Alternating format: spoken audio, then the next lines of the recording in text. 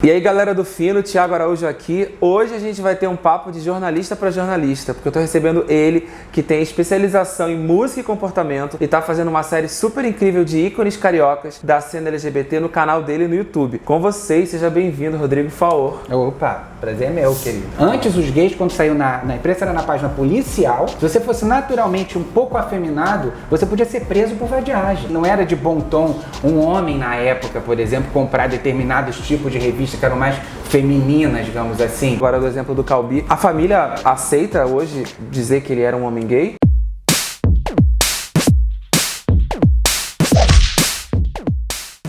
Conta pra gente, você tem um canal no YouTube que bomba com muito conteúdo voltado pra música e agora você está trabalhando também com conteúdo voltado pra comunidade LGBT. Eu acho que a gente tem uma música que as pessoas não têm ideia da força que ela tem. A música brasileira é, junto com a música americana, das mais ricas do mundo. E a gente tem artistas extraordinários que merecem ter essa memória viva. E aí eu procuro pegar pessoas que não estão o tempo todo só com foco em cima delas, sabe? Pessoas que têm uma história incrível, mas que estão um pouco esquecidas. E às vezes também faço encontros assim também, como eu fiz da Fernanda Abreu com a Valesca, o Popozuda, como eu fiz da Martinalha com o Mosquito, que é um sambista do Rio, também novo.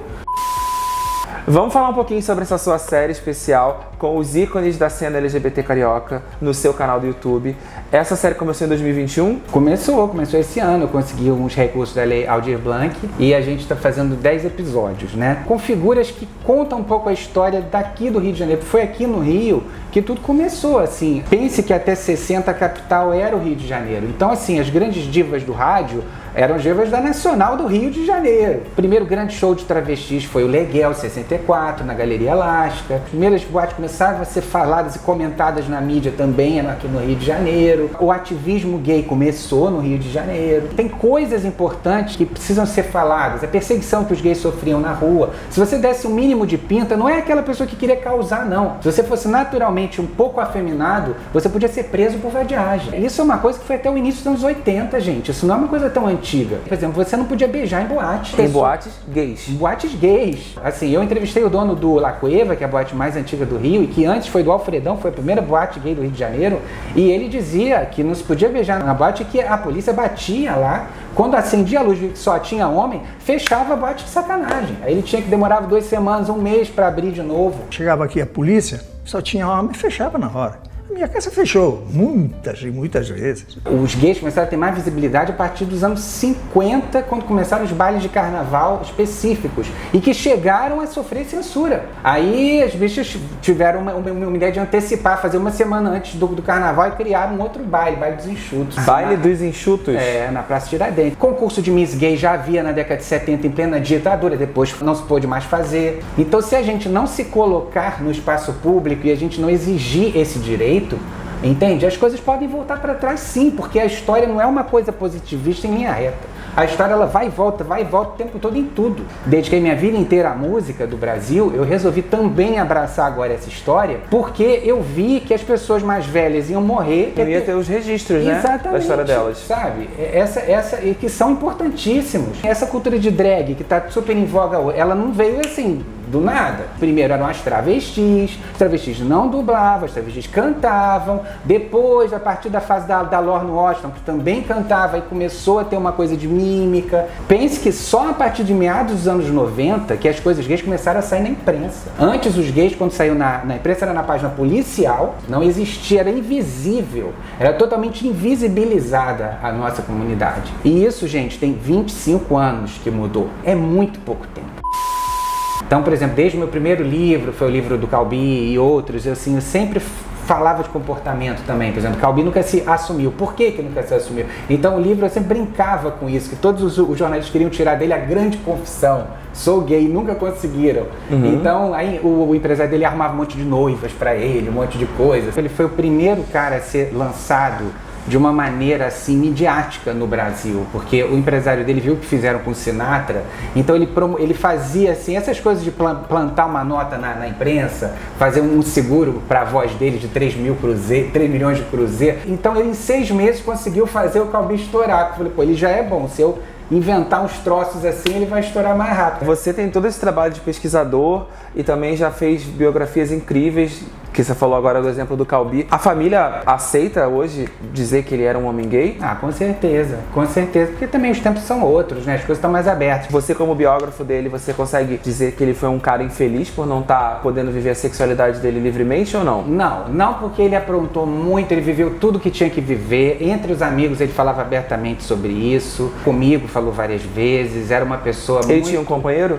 Não, ele teve só duas pessoas na vida dele, porque ele tinha uma cabeça também muito doida e era difícil alguém entender, né? Porque ele era um mito, né, o Calbi? Ele era uma figura que ele não podia dar um passo na rua, todo mundo sabia que o Calbi era Calbi, entendeu? Que descendo a cidade ele ia subir.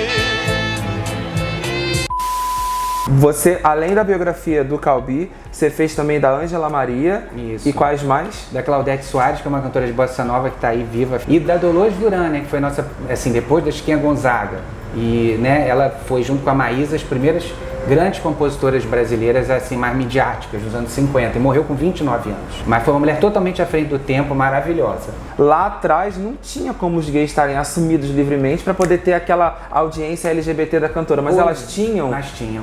E como que os gays se relacionavam com essas cantoras? Aí que tá, por exemplo, se vocês já assistirem essa minha série que está no ar agora, LGBT, no meu canal, eu estou entrevistando algumas pessoas que falam disso, como é que era nos auditórios da Rádio Nacional, por exemplo. Alguns se reuniam na Cinelândia, que era o point aqui do Rio dos gays, entendeu? Não era de bom tom um homem na época, por exemplo, comprar determinados tipos de revistas que eram mais femininas, digamos assim, entendeu? E na banca e comprar uma revista feminina era um problema? Não é feminina, mas assim, essas revistas que falavam, por exemplo, das coisas de rádio, das coisas assim, de moda, ou não sei o que, não era considerar coisa de homem. Cheguei a entrevistar um fã da Ângela que dizia que a família não via com bons olhos ele colecionar coisas sobre ela, entende? Sempre teve um bando de gays atrás de todas as grandes cantoras, desde Carmen Miranda.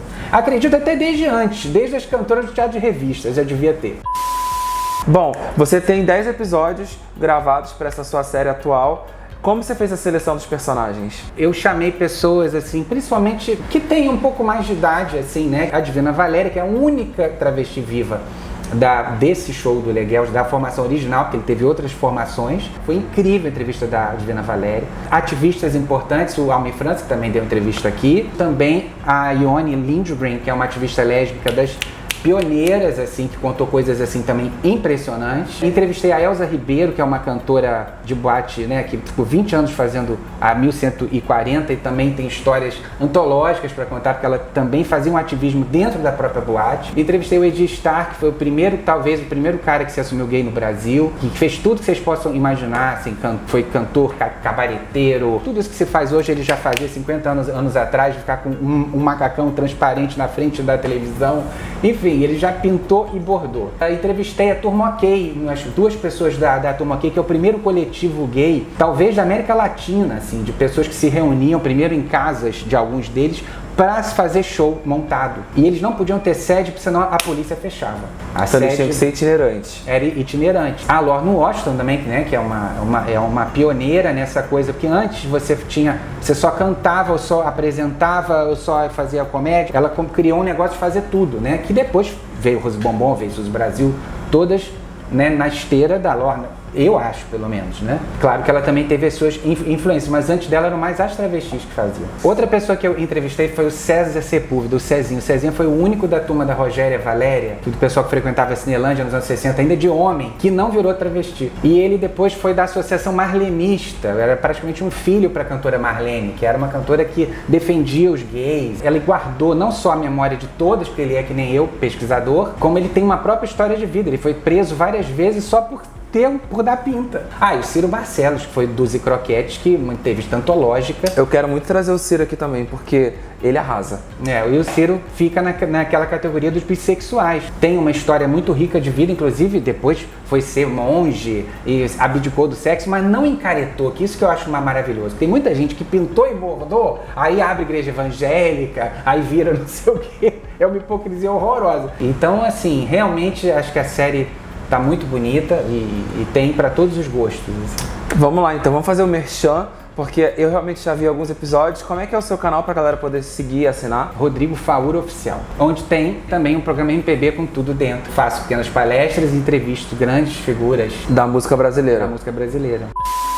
Bom, Rodrigo, eu quero agradecer que você veio aqui hoje conversar com a gente. O Fino é um canal LGBT 100%, a gente não fala tanto de música assim, mas os artistas que esbarram na comunidade LGBT, ou por serem LGBTs, ou por serem abraçados pela comunidade, a gente também fala aqui no Fino. Vamos ficar acompanhando seu canal ainda e a gente quer, enfim, fazer mais collabs aí no futuro. Eu tô aí aberto a tudo aí. Muito obrigado pela oportunidade e vão lá conferir. Se vocês gostaram dessa entrevista, vocês, por favor, comentem, compartilhem, curtam e assinem o nosso canal.